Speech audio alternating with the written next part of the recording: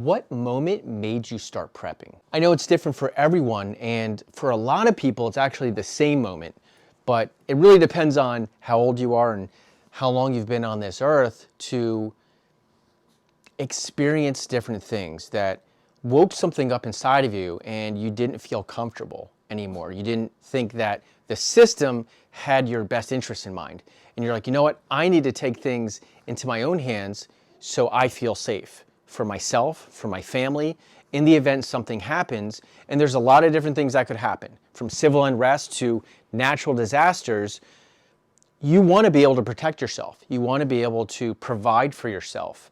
And you don't want it to be in the hands of the system that we are currently in.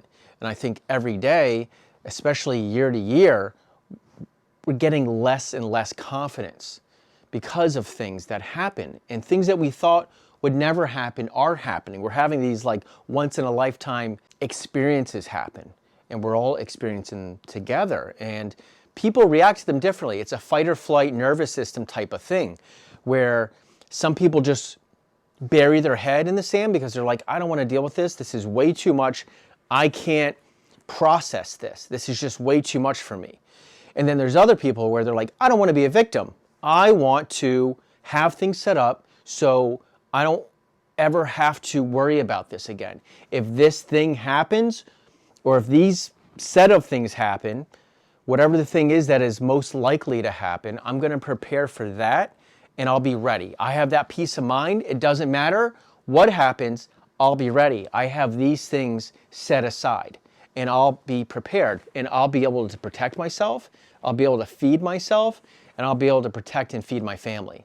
And so what I want to know from you is, what is that moment? What was it? And for a lot of people, it was 2020, right? That is a very defining moment, I feel like, for everyone as a whole, especially if, even if you're a baby boomer, Gen X, millennial, Gen Z, that's something we can all come together and be like, you know what, that was weird. That was very weird.